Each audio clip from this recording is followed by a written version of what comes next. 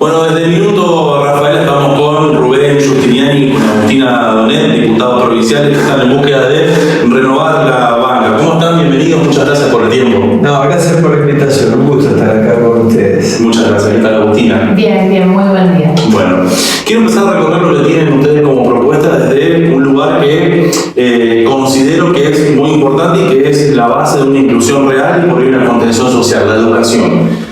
¿Qué propuestas están trabajando de cara a mejorar la educación o cómo ven la educación desde la política para generar esto, ¿no? Inclusión social real?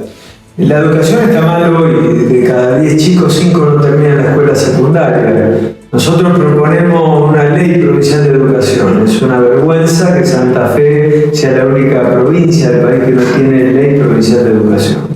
Nosotros creemos que una ley es la que garantiza un piso de inclusión, un piso de presupuesto básico educativo. En los últimos años ha disminuido el presupuesto respecto a la torta global del presupuesto.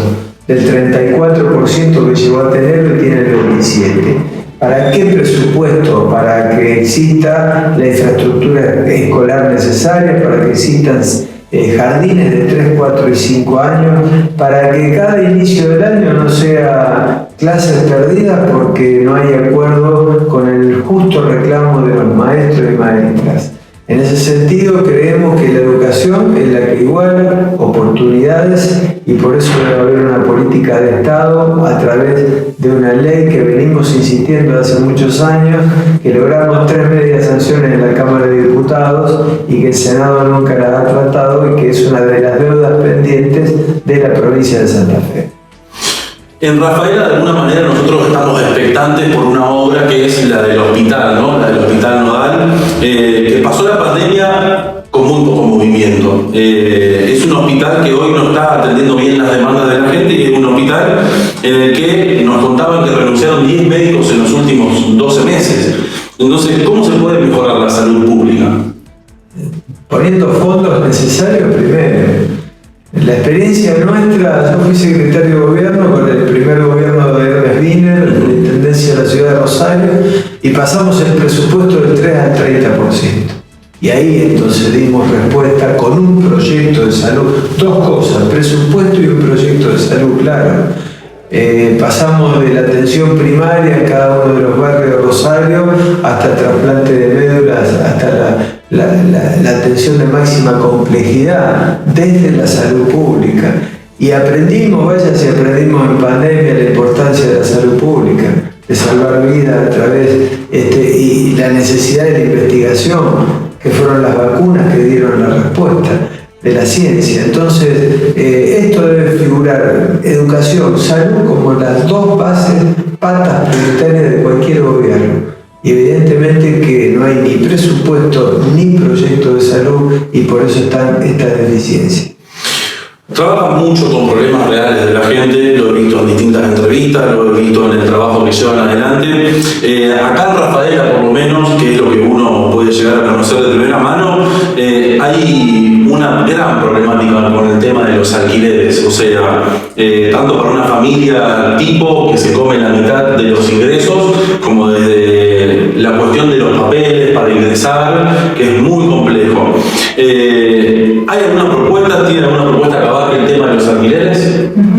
Sí, tenemos 2 propuestas muy significativas para poder apalear este golpe al bolsillo de los santafesinos y santafesinas que señalaban vos. Por un lado, la eliminación del impuesto al sello en los contratos de alquiler, que lo presentamos por primera vez en el año 2007 de la mano de nuestro compañero Sergio Liberati y que logramos el año pasado una media sanción y que aguarda a la sanción definitiva del Senado. Eso significaría, como decíamos, un importante ahorro y paradójicamente es un tema en el cual tanto inquilinos como inmobiliarias estarían de acuerdo y al Estado provincial no le significa una reducción significativa en lo que respecta a las arcas públicas. Y por el otro lado, un proyecto de alquiler joven, porque como vos decías, son cada vez más dificultades las que se tienen en términos de garantías, en términos, decimos un poco irónicamente, te piden hasta el grupo sanguíneo cuando vas a alquilar, y vos decías muy bien también de que el alquiler significa cada vez más un componente importante en lo que significa la economía familiar. Así que también estamos trabajando por un proyecto de alquiler joven que atienda a la necesidad de una juventud que necesita independizarse, y hasta de una economía familiar de por ahí estudiantes que se mudan o que necesitan vivir solos y que también se sostienen dos hogares, y para eso también hay un Estado que tiene que acompañar y estar presente también con una política de vivienda muy clara. Muy bien. Hace poco hablaba con el padre de un amigo que está jubilado, tengo vecinas, obviamente que también abuelos, y es muy difícil hoy vivir como jubilado, ¿no? Algo que es importante es saber si se trabaja desde la política o si ustedes tienen como propuestas, como diputados, algo a mejorar para los jubilados, ¿no? En torno a lo que son jubilaciones o el bienestar del jubilado.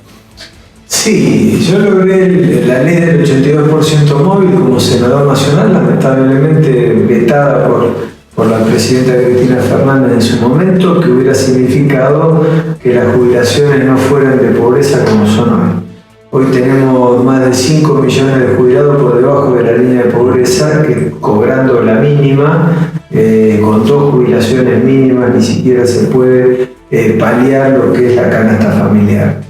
Evidentemente que eso es un grave problema, no alcanza con la gratuidad de los medicamentos, los alquileres, recién lo abordaba Agustina Donet, en cuanto a lo que significa una carga para un jubilado o una pensionada.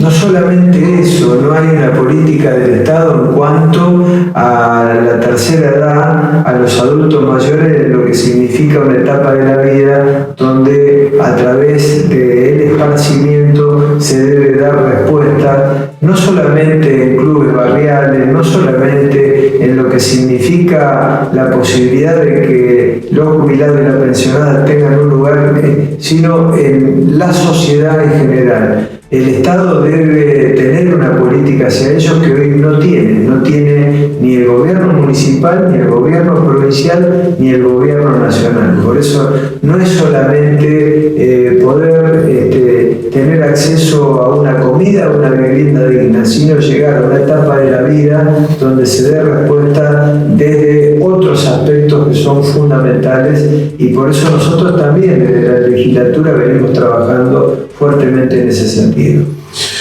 Agustina, Rubén, trabajan con propuestas y no desde un discurso del marketing, ¿no? Y quieren hacer algo muy difícil, creo hoy, por lo menos para la coyuntura actual, que es poner honestidad adentro de lo que es el trabajo político. Una de las propuestas que ustedes tienen, mejorar o poner en vigencia una ley de acceso a la información. ¿Cómo es esta propuesta de ustedes y por qué hoy no está en Santa Fe vigente una ley así?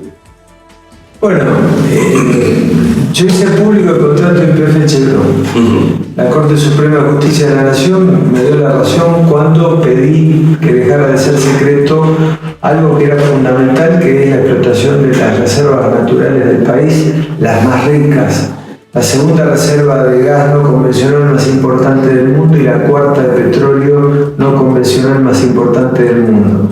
Y cuando destapamos ese contrato, vimos que no estaba siquiera firmado por YPF y por Chevron, sino por 2 empresas offshore radicadas en paraísos fiscales, que es donde ingresa el dinero de las inversiones y donde sale el dinero del producido del gas y del petróleo.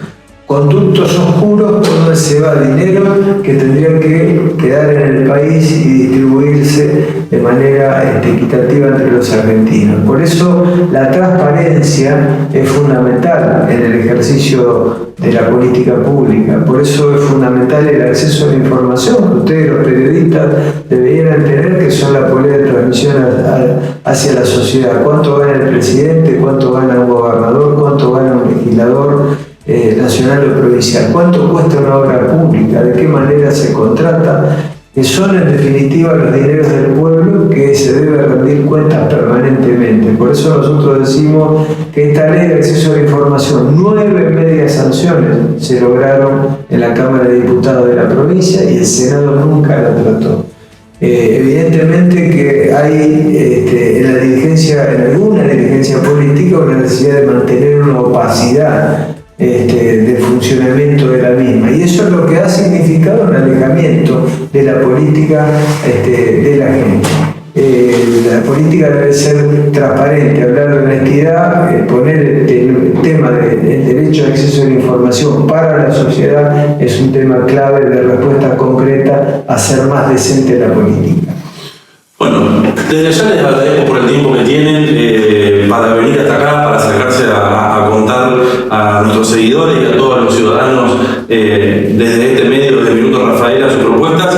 Así que, más que agradecerles y decirles que si quieren compartirles algo más, Agustina o Rubén, están por supuesto invitados a compartirles a quienes nos están siguiendo.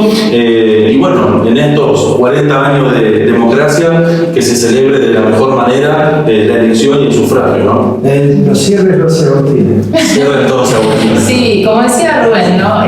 La buena política, no la antipolítica, es lo que tiene que primar en este tiempo.